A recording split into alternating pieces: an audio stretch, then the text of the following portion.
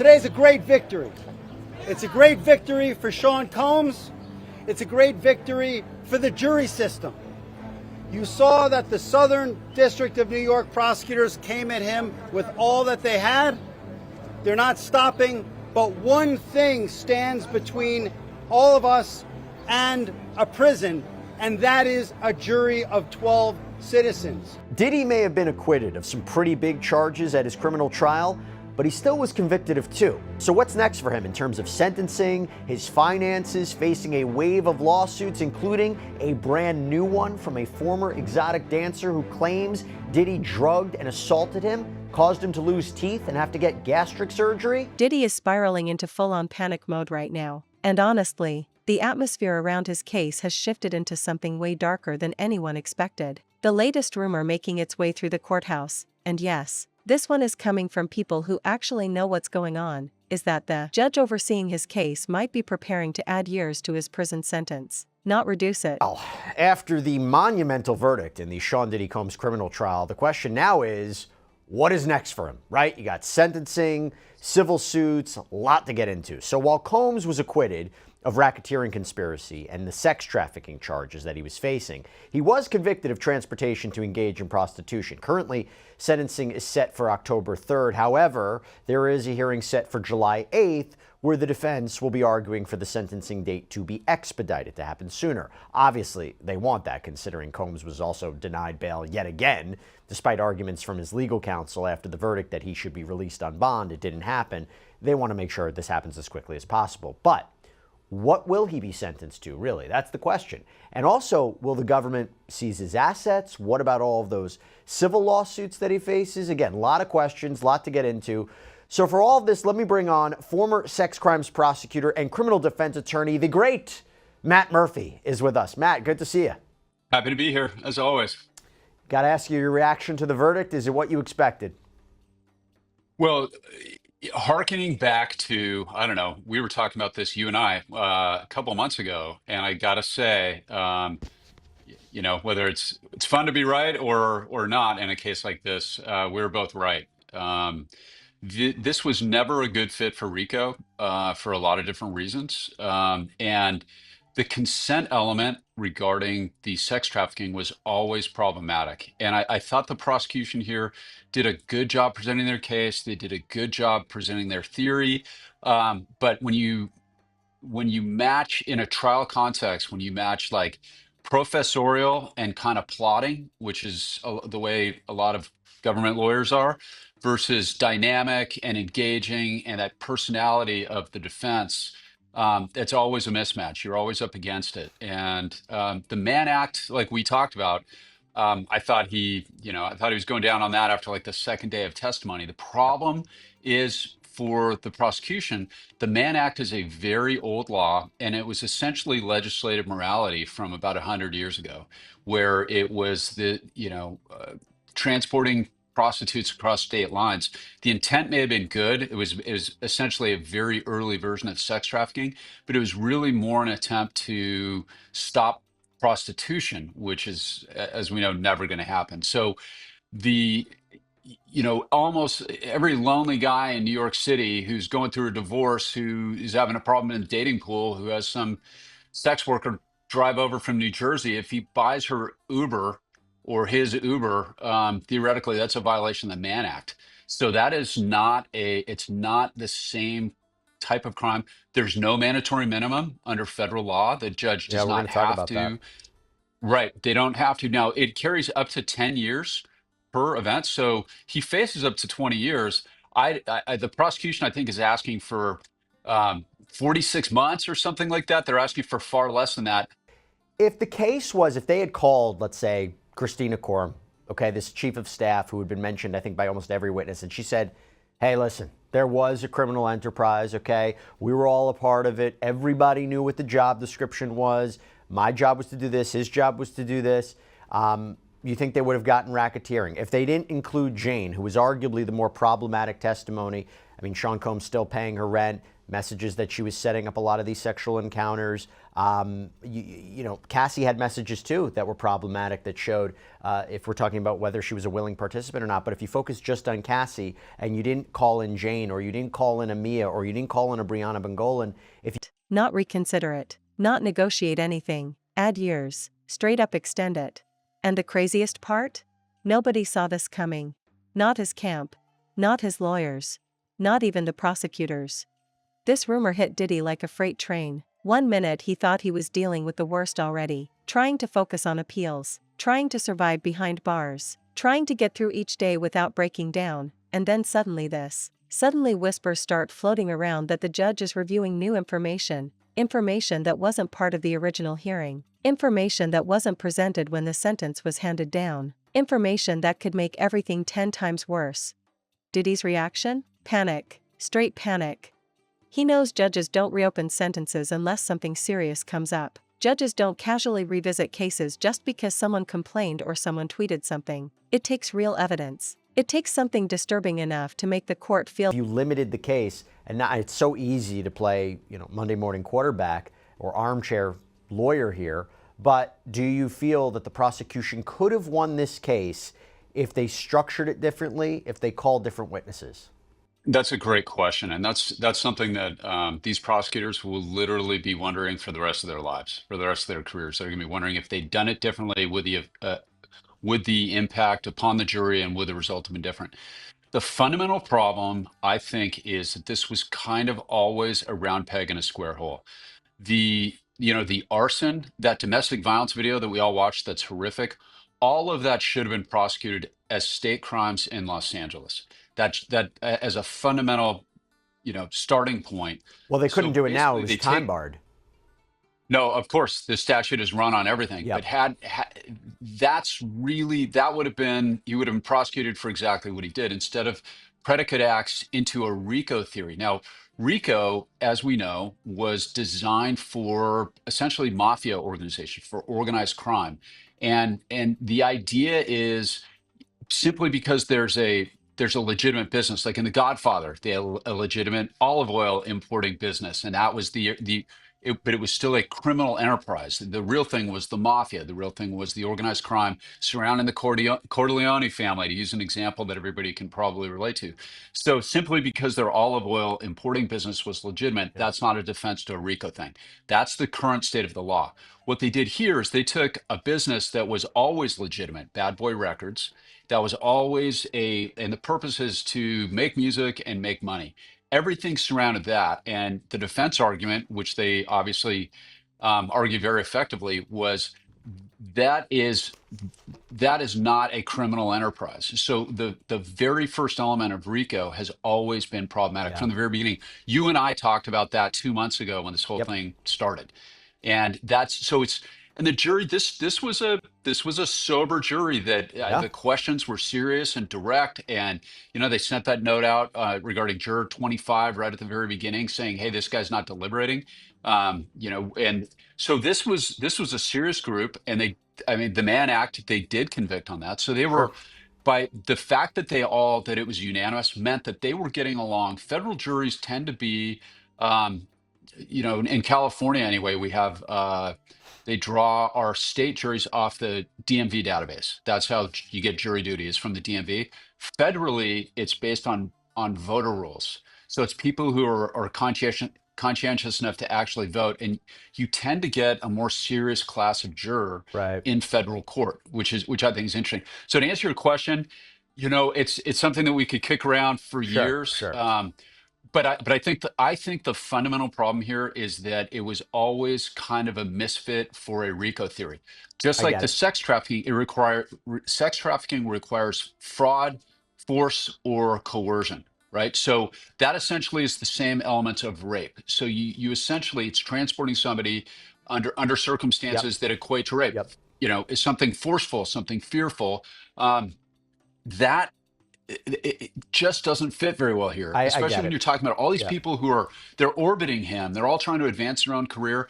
And when the defense attorney got up and said, Cassie got $30 million, as a result of her settlement, right? And that was Yeah. a big move. Yeah, I wasn't sold for that personally, because I was like, the prosecution came back and be like, she already settled. What's her incentive to come here and lie? You know, what's her incentive to be a part of this? And that for me, but I think the messages, Like the punishment wasn't enough the first time. And apparently, something like that just landed on the judge's desk.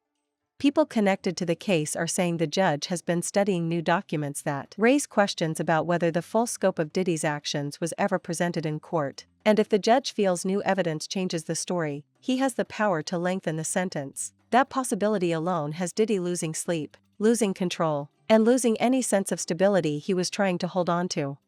Inside the prison, the rumor spread before Diddy even heard it from his lawyers. That's how fast this blew up. Inmates were talking about it. Staff were talking about it. Guards were mentioning it under their breath as they walked past his cell. By the time Diddy finally got confirmation that the rumor wasn't just some made-up nonsense, he was already in meltdown mode. This is the kind of news that breaks a person. This is the kind of news that makes someone realize the nightmare they're in isn't temporary, it might get worse. His legal team is scrambling right. the conduct that arguably contradicts someone being a victim, and I know there's complicated factors between an abuser and a victim, the trauma. I get it. I totally understand it, but I wonder if that's what saddled the jury. Okay, I want to move past the verdict because now we have to talk about what's happening next. First thing, when the sentencing hearing is going to happen. So they have this hearing next week about whether to expedite the sentencing, happening before October 3rd. If both sides agree, great. If they don't, what is a compelling legal argument for the defense to say, we want this sentencing to happen much sooner? Well, I mean, we know that behind the scenes, what they want, of course, is they expect a chance that he's going to be released. So that's their big motivating factor, of course. Whether the court abides by that, I mean, it is a substantial change in circumstance. He was acquitted of all of these serious charges, right? But he was Like just denied bail. He was denied bail again.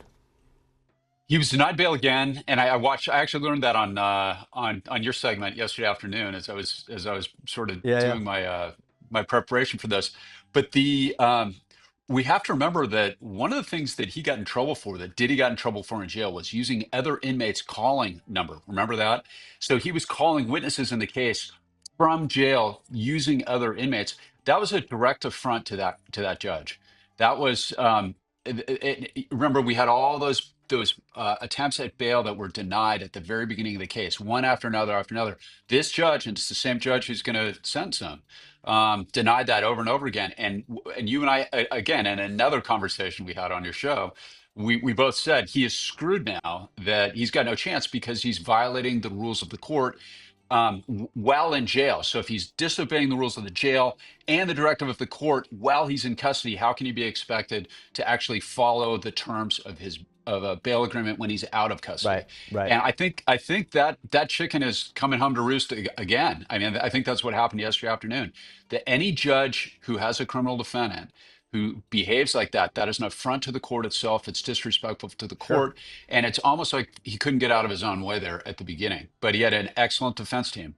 He does. He does. So assuming for a moment, whenever the sentencing hearing happens, right? Let's say it happens in a month from now. Let's say it has October 3rd. The question is, what's his sentence?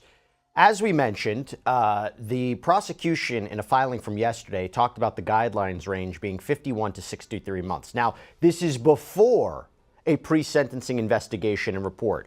Now, the defense, right, they want 21 months. He's already served almost 10.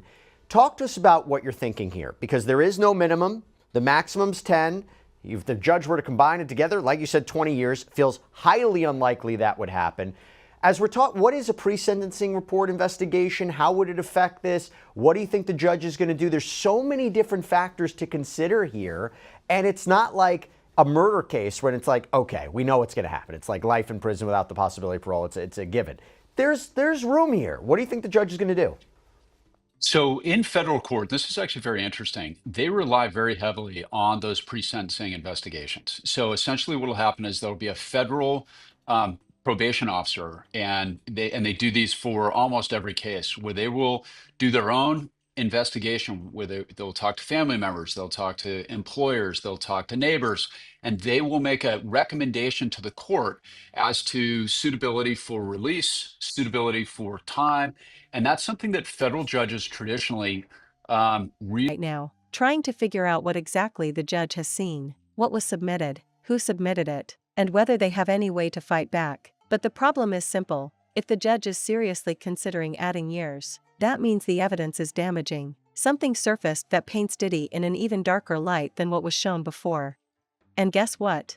Nobody knows where it came from. Was it a former employee? A friend? A family member? Someone who flipped? Someone who finally had enough? Another accuser? A witness who wasn't ready to talk until now?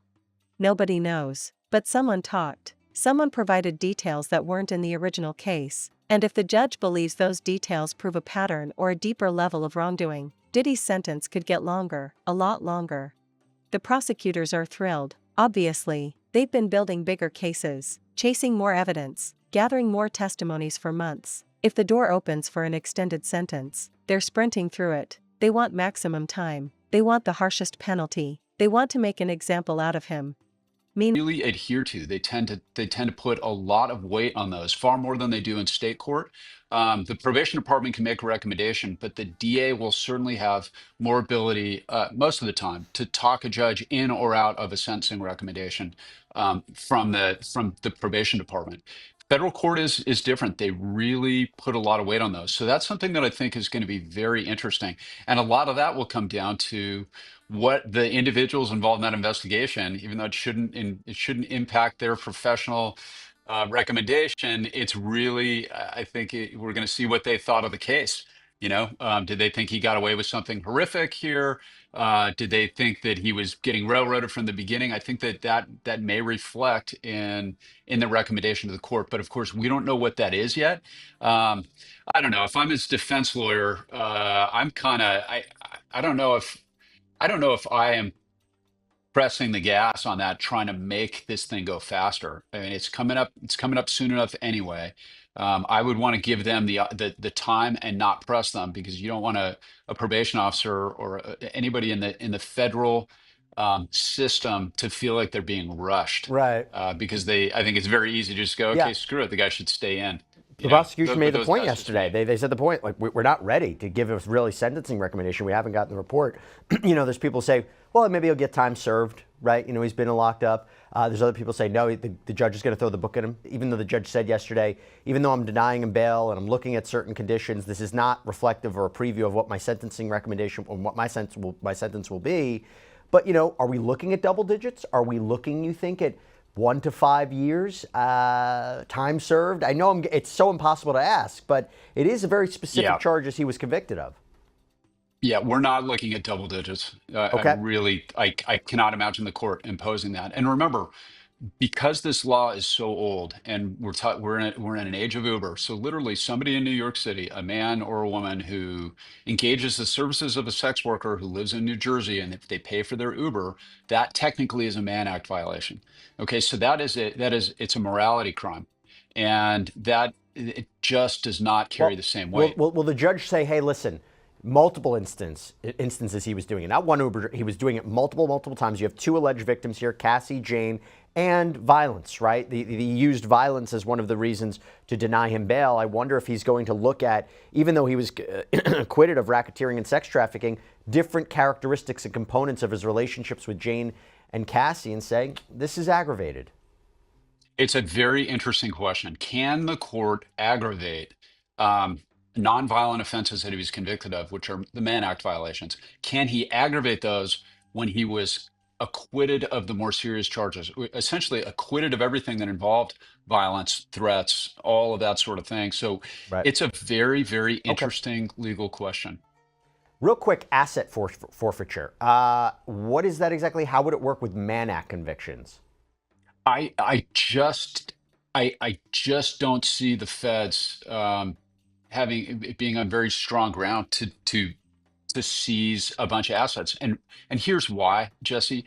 Most of the federal cases where you have, especially RICO cases, an actual RICO case is an actual corrupt organization that the purpose is, like I had one in Salt Lake City last year. It was a fraud case where it was one of these calling room scam operations. Every dollar that Meanwhile, Diddy has been falling apart mentally in prison. Reports already said he's been anxious, stressed, snapping at staff, not adjusting, not coping. Add this rumor, add the possibility that he won't get out anywhere near when he thought he would. That's enough to push anyone over the edge.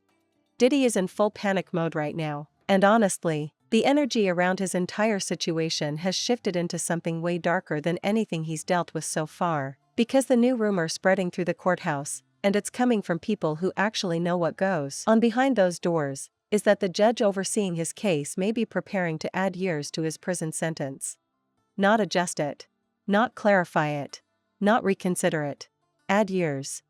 And the moment that rumor started circulating, everything around Diddy changed instantly.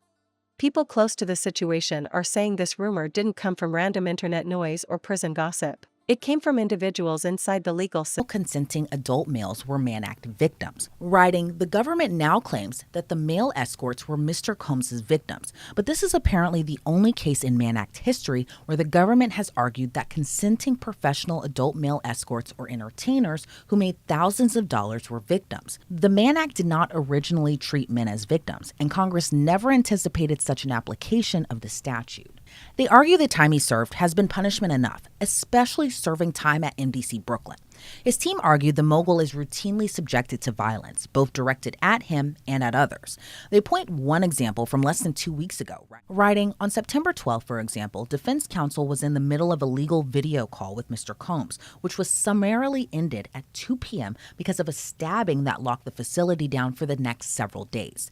They write living conditions at MDC remain inhumane, lockdowns remain common, and other conditions are similarly horrible. There are 10 different examples listed of what Diddy's life truly has been like behind bars, a far cry from his life of luxury, including constant suicide watch. This means that every 10 hours, Mr. Combs must present his identification card to the guards to show that he is alive and well. Limited access to clean water. Mr. Combs often heats his water to have clean water to drink without getting sick. Sleeping in a dorm-style room within 2 feet from other inmates with the bathroom in the same room with no door. Mr. Combs has not breathed fresh air in nearly 13 months or felt sunlight on his skin. Often walking with a limp due to a painful knee injury that requires surgery that he has not received in federal custody. Lack of access to healthy or edible food, which is essential to pre-diabetics. The food that Mr. Combs has survived on includes expired processed pork, chicken, and beef, which on any given day can contain maggots. Lack of physical exercise with weights or any proper equipment. No physical therapy for his several shoulder and knee injuries. No functioning washing machines/dryers. And extreme temperatures, freezing cold or burning hot. Now, after his trial and the dozens of lawsuits he faces, his lawyers argue that his legacy has been destroyed, stating, due to adverse publicity and the allegations which the jury rejected, he faces nearly 100 lawsuits, most of which have been filed by individuals he has never met before, all of which contain made-up claims by individuals seeking to profit from Mr. Combs' downfall. Unfortunately, these lawsuits have involved his family, with his 84-year-old mother being sued in several states by individuals and his sons also being sued alongside Mr. Combs. They go on to write, as bad as life is inside of MDC, Mr. Combs has suffered countless other losses. Since his incarceration and conviction on the Mann Act, these and other collateral consequences to his life have been personally devastating. He has been separated from his family, has mounting legal bills from the indictment and defending lawsuits that were the direct result of the United States Attorney Damian Williams' prejudicial press conference announcing this case, and has lived in MDC for over a year, despite having every intention on fighting this case from day one. His defense attorneys cite other instances where his life has been systematically dismantled. For example, after Cassie's lawsuit and the lawsuits after, his companies were unable to operate as they once were, and he had to let go of over 1,000 employees. Some employees, according to the document, were unable to get new employment because of their past association with the mogul. His federal case has also had devastating consequences for his children. They were canceled and lost business opportunities. The family's Hulu show was canceled after Cassie's lawsuit. He was removed from the boards of 3 charter schools he created. He was stripped of his honorary doctorate degree from Howard University. He was forced to return the key to the city of New York. And he had to step down from his TV network, Revolt, which, according to the filing, was one of 2 black TV networks. people who saw movements, paperwork, discussions, and private reviews happening behind closed doors. And whenever a judge starts revisiting a sentence after it's already been handed down, that's almost never a good sign for the defendant. Diddy knows that. His lawyers know that. Everyone watching knows that. And that's why he's spiraling. Here's what triggered the chaos, apparently. New information was presented to the judge, information that wasn't part of the original case, information that investigators uncovered later, information that forces the court to ask whether the punishment they already gave him was too light. And the second that idea entered the room, Diddy's entire world started shaking. Sources say the judge has been going through stacks of documents, new witness statements, digital evidence, and connections that weren't available the first time around. And if the judge thinks the new evidence paints a more disturbing picture than what was originally shown, then legally, he can reopen the discussion and extend the sentence. And the scariest part for Diddy? Sex workers to travel for the freak-offs, and they delivered large quantities of cash to Combs to pay for the commercial sex workers. According to the indictment, in or about March of 2024, during searches of Combs' residences in Miami, Florida, and Los Angeles, California law enforcement seized various freak-off supplies, including narcotics and more than 1,000 bottles of baby oil and lubricant. Wow, you talk about physical evidence here to prove these claims. Now, federal prosecutors allege that Combs used the threat of violence as well as actual assaults to keep his alleged victims in line. The indictment reads, quote, Combs maintained control over his victims through, among other things, physical violence, promises of career opportunities, granting and threatening to withhold financial support, and by other coercive means, including tracking their whereabouts, dictating the victim's appearance, monitoring their medical records, controlling their housing, and supplying them with controlled substances. During and separate from freak-offs, Combs, among other things, hit, kicked, threw objects at, and dragged victims at times by their hair. These assaults often resulted in injuries that took days or weeks to heal. Combs also threatened victims' careers and livelihoods, including if they resisted participating in freak-offs. So a majority of that indictment covers that first count, racketeering conspiracy. Now I want to talk quickly about the other two counts that he faces. So count 2 is a charge of sex trafficking of a victim by using force or coercion or fraud to have that person engage in commercial sex acts that are either for money or something of value is promised or given.